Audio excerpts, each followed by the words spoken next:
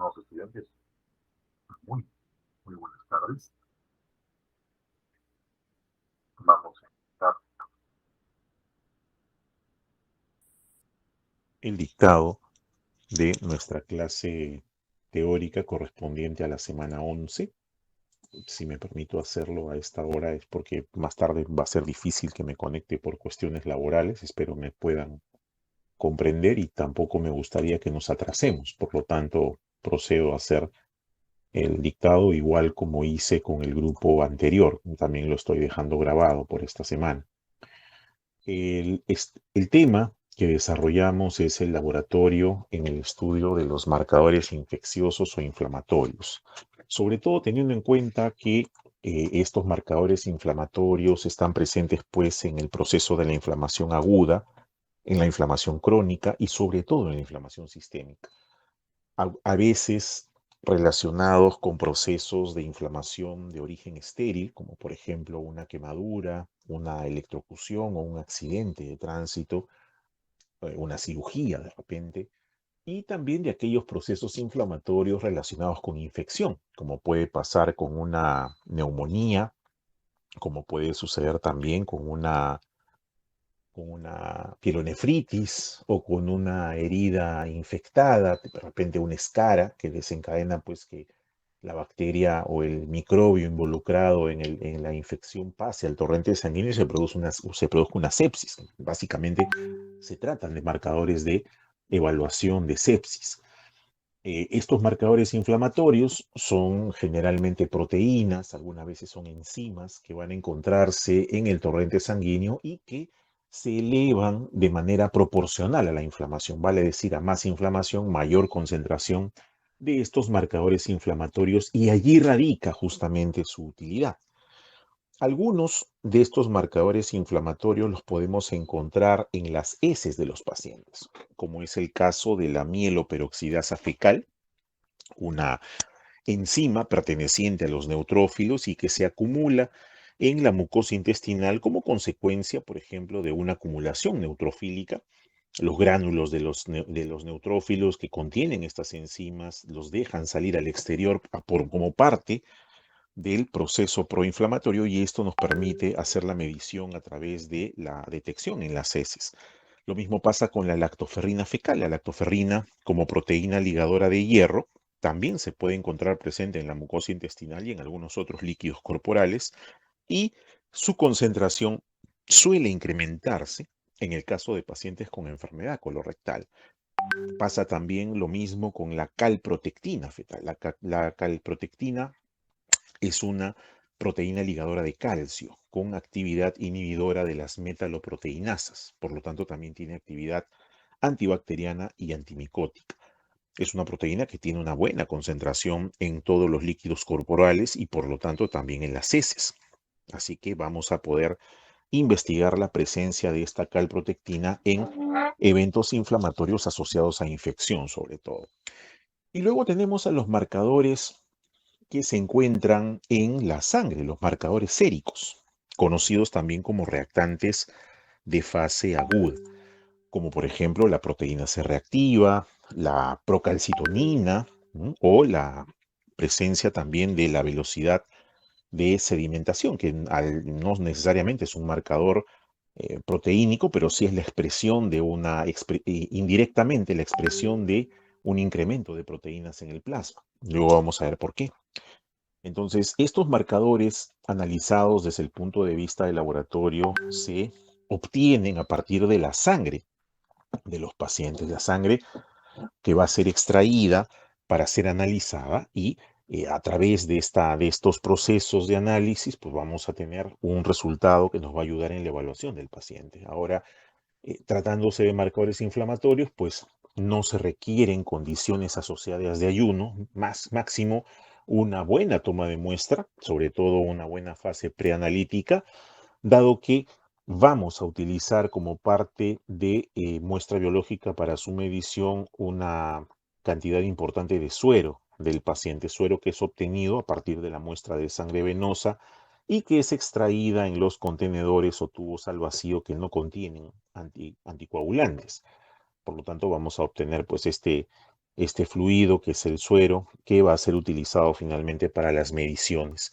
Mediciones que pueden hacerse de forma manual, ¿no? En algunos casos, pero mayormente hoy en día se hace de forma automatizada. La única, incluida, por ejemplo, la velocidad de sedimentación, que también se hace a través de la vía automatizada, toda vez que estas mediciones nos dan pues una mayor precisión, un mayor rango de sensibilidad y confiabilidad en los resultados, sobre todo. Bien, con respecto a la proteína C reactiva, esta es una proteína que se llama así por su reactividad frente al polisacárido C del neumococo, por eso el nombre de proteína C reactiva.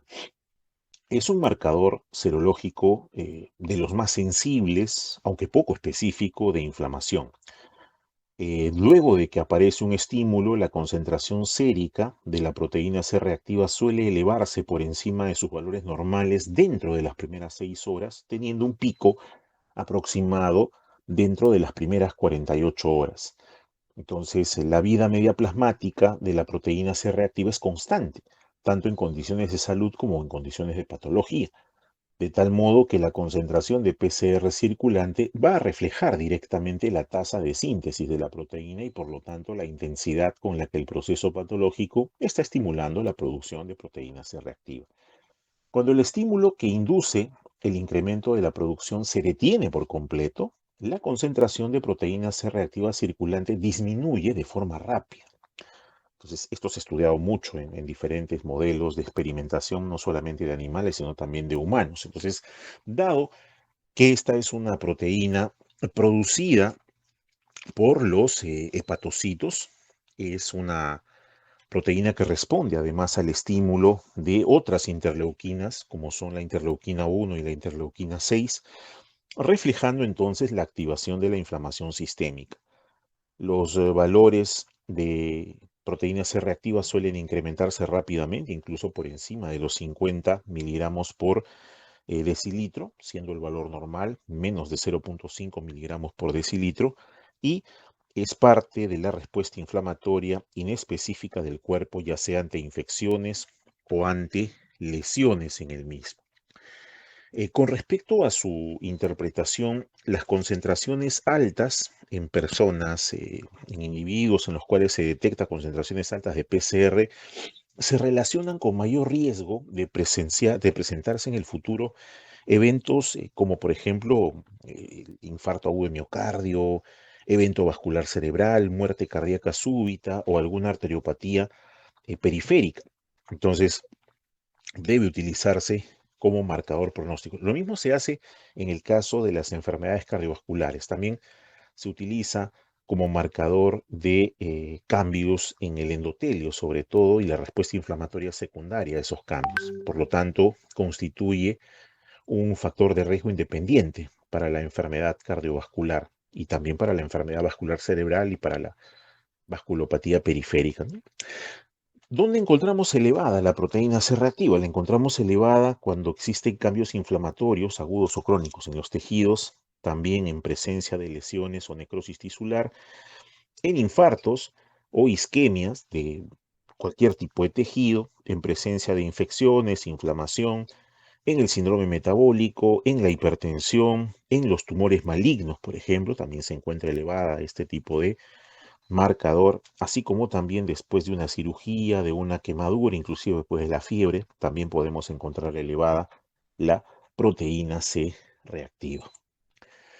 La velocidad de sedimentación globular es una medición de la forma en la cual los hematíes pueden sedimentarse, pero aquí hay que tener en cuenta algo. Esta es una prueba que se puede utilizar como una prueba de chequeo general, ¿no? Porque si sale alterada, pues ya hay que hacer una investigación mucho más profunda al respecto.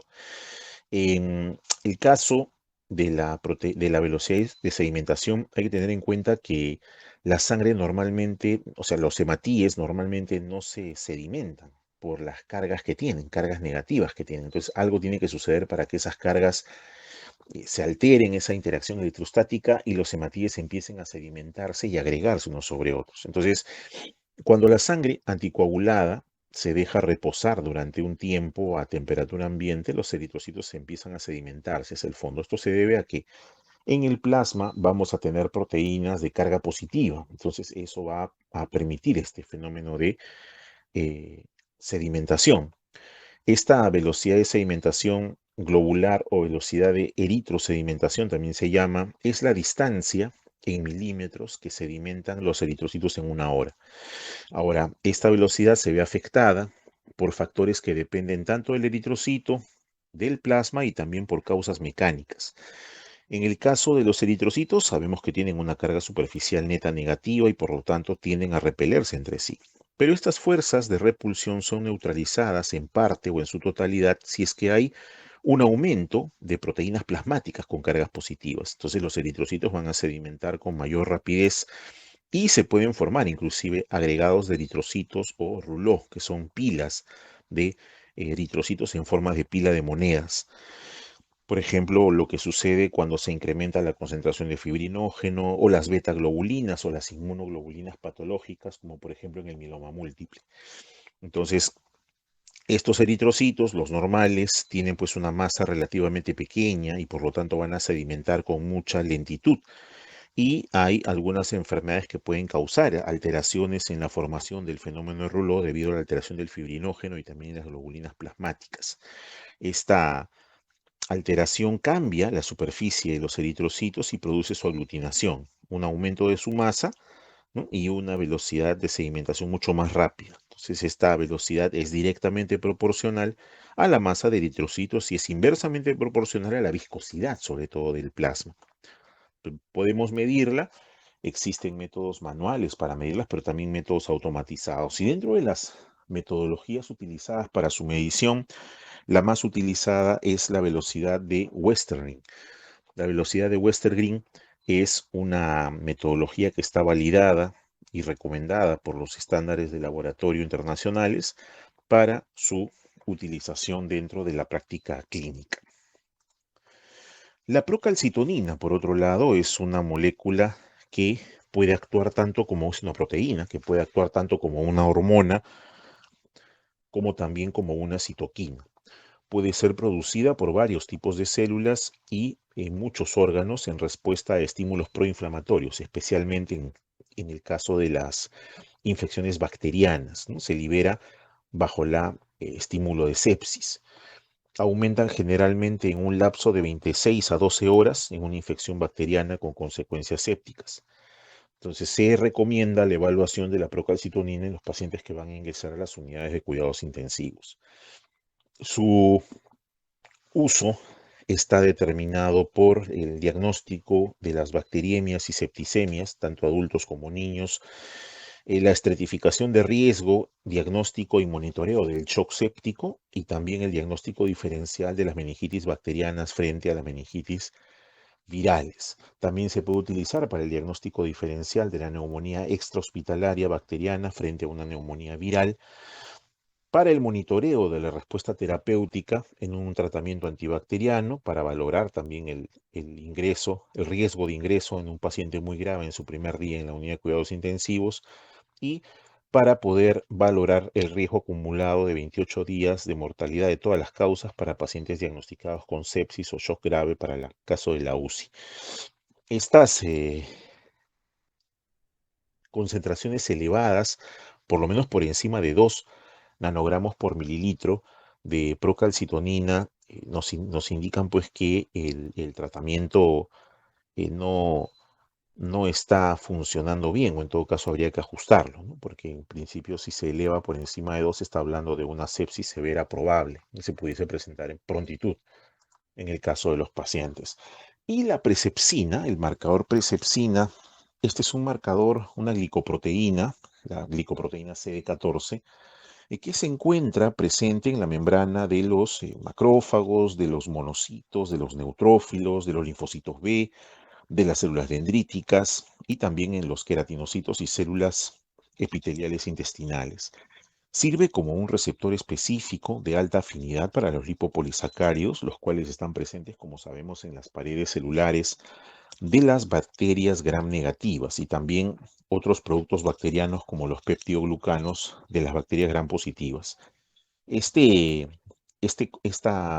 molécula esta presepsina de la cual estamos hablando, el CD14 soluble, forma un complejo con el lipopolisacárido, ¿no? Y ese complejo con el lipopolisacárido posteriormente es escindido y también fragmentado por acción de proteasas, y eso va a dar lugar a la liberación del segmento o fragmento soluble del CD14, ¿no? El subtipo CD14 soluble que se conoce como presepsina. Esta presepsina entonces viene a ser un fragmento N-terminal de 13 kilodaltons de la glicoproteína CD14 y está formada por 64 aminoácidos en principio. Entonces, esta presepsina tiene una cinética de inicio al estímulo más o menos a las 2 horas, con incrementos lentos, pero el pico se presenta por lo general en 24 horas. Es un biomarcador que se analizaba anteriormente por la metodología de Lisa, pero dado que demoraba mucho, habría que tratar previamente la muestra, etcétera. Ahora se utiliza la metodología de quimioluminiscencia que nos da el resultado en más o menos 15 minutos para poder tomar decisiones con respecto a estos pacientes. Entonces, el papel que tiene la presepsina como marcador diagnóstico es importante, pero sobre todo en la aplicación pronóstica que se le da a estos pacientes en cuanto al seguimiento de su tratamiento, sobre todo si están con cobertura antibiótica. No olvidemos que esta presepsina, al ser un marcador de sepsis, está presente pues en infecciones severas, tanto de adultos como de niños y de adolescentes. La fase posanalítica de estos marcadores inflamatorios siempre está en relación con el manejo que se le deba dar al paciente de acuerdo al cuadro clínico que nosotros estemos observando. Hay una tendencia muchas veces a pedir varias veces estos tipos de análisis para ir monitorizando, lo cual es válido, ¿no? Se puede realizar una evaluación a partir de la evolución de estos marcadores inflamatorios para poder decidir qué conducta terapéutica se va a adoptar con un determinado paciente, recordando siempre que lo más importante es el tiempo, sobre todo cuando se trata de sepsis. Es importante llegar cuanto antes al diagnóstico y para poderle brindar mejores alternativas de recuperación a estos pacientes. Eh, Pedimos estudios de marcadores inflamatorios en todas aquellas personas que estén sufriendo de alguna enfermedad inflamatoria, sea o no sea infecciosa. En el caso de los parámetros clínicos de mayor relevancia en el estudio de la inflamación, pues van por el lado de lo que se encuentra en el examen físico, como son la fiebre, la presión arterial, la frecuencia cardíaca, la frecuencia respiratoria, que van a verse afectados si el proceso de inflamación deja de ser localizado, agudo, y se transforma en un proceso de mayor compromiso del estado general del paciente y puede inclusive terminar por comprometer la vida del paciente en sí, ¿no? Bien, es una clase chiquita, ¿no? Aprovechamos aquí para colocar la bibliografía que pudieran consultar si es que lo ven por conveniente. Y bueno, quedo a la expectativa de algún comentario o alguna pregunta que pudiese surgir a partir de la clase. Sin más que decirle, pues es la última, nos quedamos aquí, les agradezco su atención y ya nos estaremos encontrando más adelante. Muchas gracias.